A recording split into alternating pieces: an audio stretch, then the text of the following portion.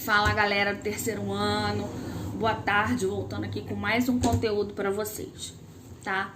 Nas semanas anteriores nós discutimos cultura, ideologia e indústria cultural. Hoje nós vamos fazer somente mais um complemento, um reforço da ideia de indústria cultural, aprofundar um pouquinho mais. E eu vou colocar também um exercício para ser feito. E ele, vai ser entregue só na próxima semana, também mais ou menos no mesmo estilo do formulário que foi anteriormente postado e que por fim, acho que depois daquelas instruções, acho que todo mundo conseguiu fazer sem maiores problemas.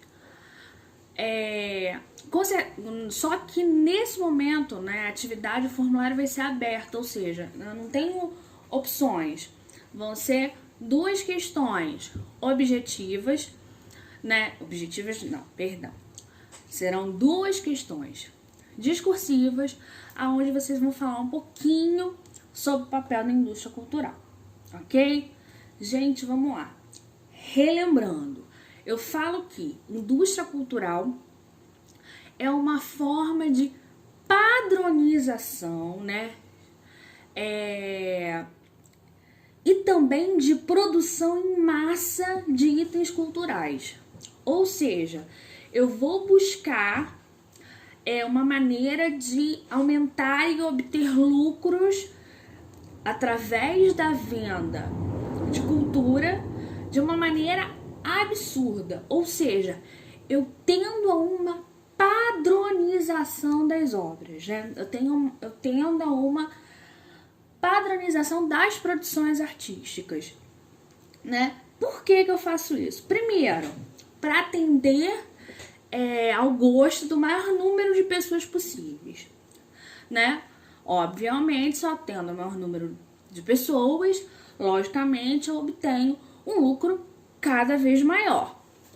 Bom, e professora, mas eu não tenho mais, por exemplo, inovação, numa produção artística?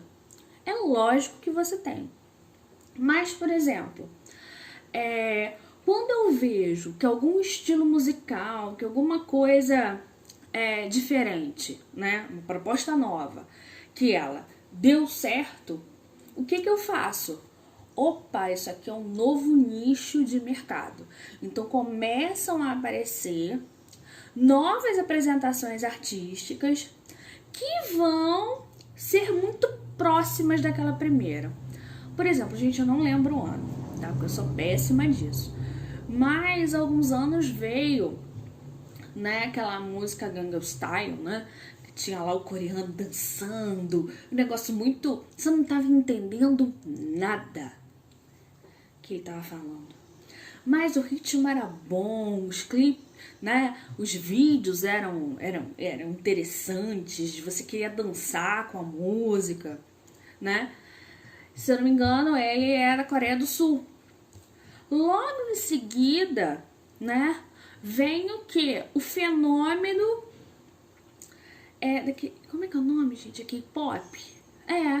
Na Coreia do Sul, dos meninos, só que agora não é mais um, geralmente são grupos que cantam, dançam. E se você parar para observar, tem muita semelhança com aquele primeiro vídeo, que deve ser 2010, alguma coisa do gênero, e que hoje, com pequenos ajustes, se transforma também num novo fenômeno, Um fenômeno de vendas, não somente de vendas do material produzido por eles, Shows, música, enfim, mas a venda também de um estilo, Enquanto eu era adolescente, você sonhava com o pessoal do Backstreet Boys e do NSYNC? Sim, eu sou velha, Eu vejo as minhas alunas hoje sonhando com os meninos da Coreia do Sul do K-pop.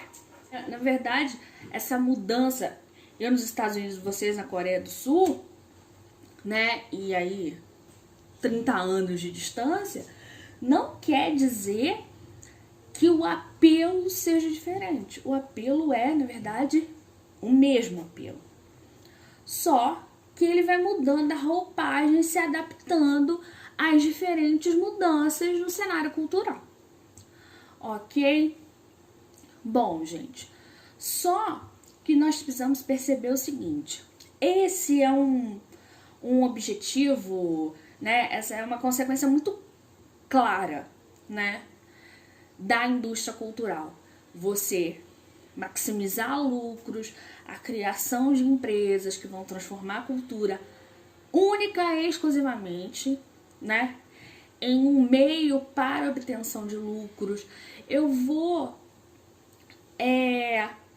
promover uma certa ideologia, né, uma ideologia, uma ideia, né, proveniente dessa elite, que é a elite que produz a cultura. Não vai dizer pra mim, mas o cantor X, ele produz. Ele pode compor a música, mas pra música dele chegar, né, no topo das paradas, ele precisou de uma gravadora, ele precisou de uma série, né, de questões dos quais ele não tinha controle, né? E que esses instrumentos utilizados são instrumentos utilizados por aqueles que têm as grandes produtoras de vídeo, de áudio, de conteúdo, né? Então, a gente precisa pensar nisso. Mas a gente tem um objetivo assim meio camufladinho da indústria cultural, né? Que é evidenciar, em certo sentido, essa dominação das classes. Não, vocês não acham, porque agora, né, eu não tenho só música elitizada, qualquer um pode produzir música, qualquer um pode fazer um filme. E eu tô fazendo um videozinho aqui, ó, posso fazer um filme.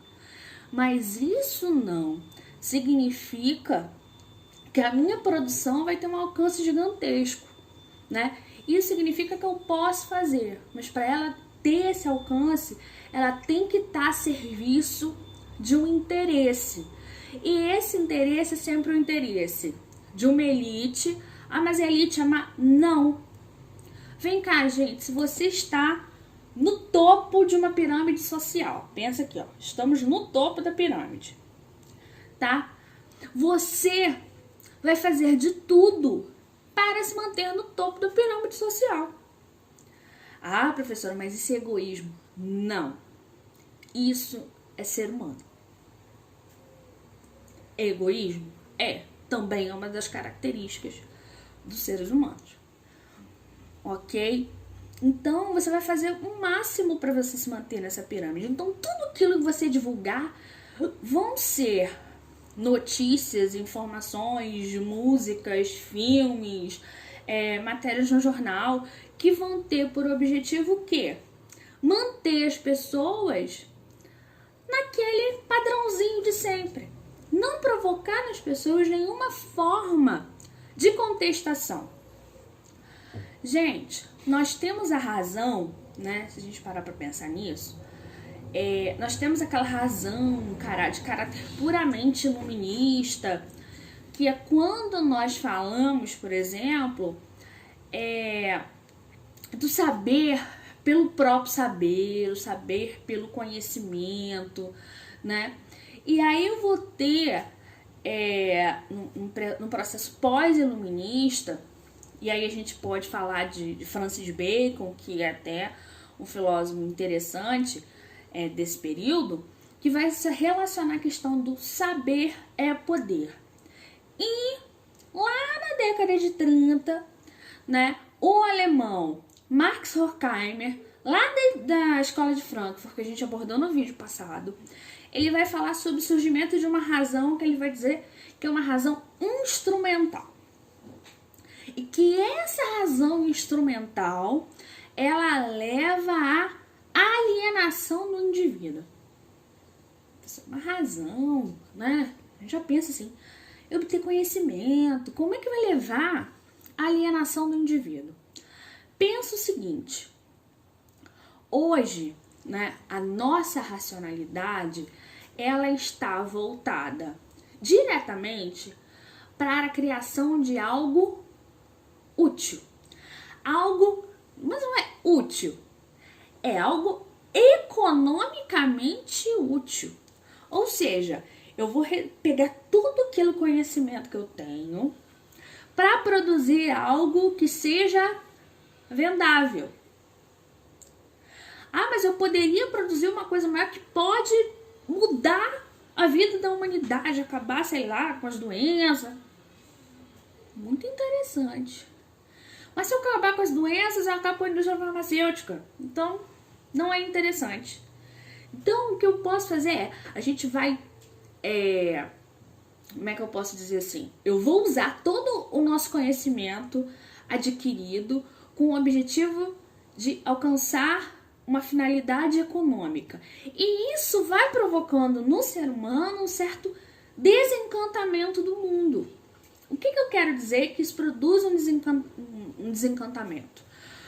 É porque agora o conhecimento, ele é um meio para a produção de mais um produto, né? O conhecimento, ele não é uma finalidade, né? Eu não quero criar algo, né, com o objetivo de melhorar a vida da população mundial. Eu quero criar algo que me dê dinheiro, né?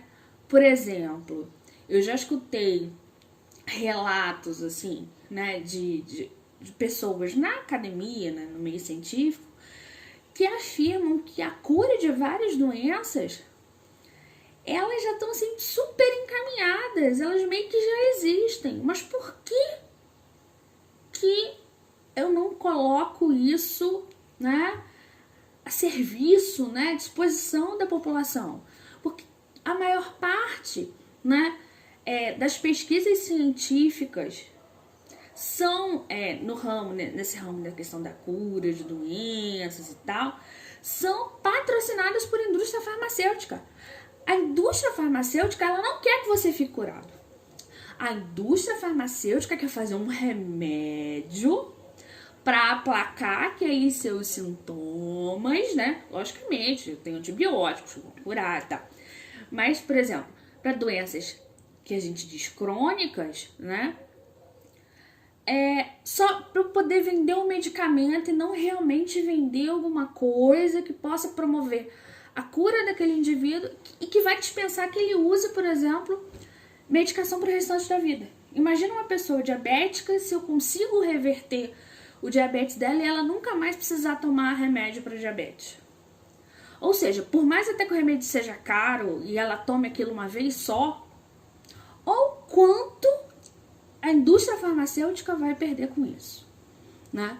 Então, o Horkheimer, embora ele trabalhe com essa questão da cultura, ele vai identificar a existência dessa razão instrumental, né? E vários outros teóricos também vão falar sobre ela, tá? Mas hoje eu queria focar um pouquinho mais nisso, nessa questão da própria razão instrumental, ok? Gente, acredito que por agora é isso. Não deixem de fazer as atividades, participa, dá um oi pra mim, diz assim, professora, eu tô aqui, eu tô abandonada, ninguém diz nada, tá? Saudade de vocês, beijo.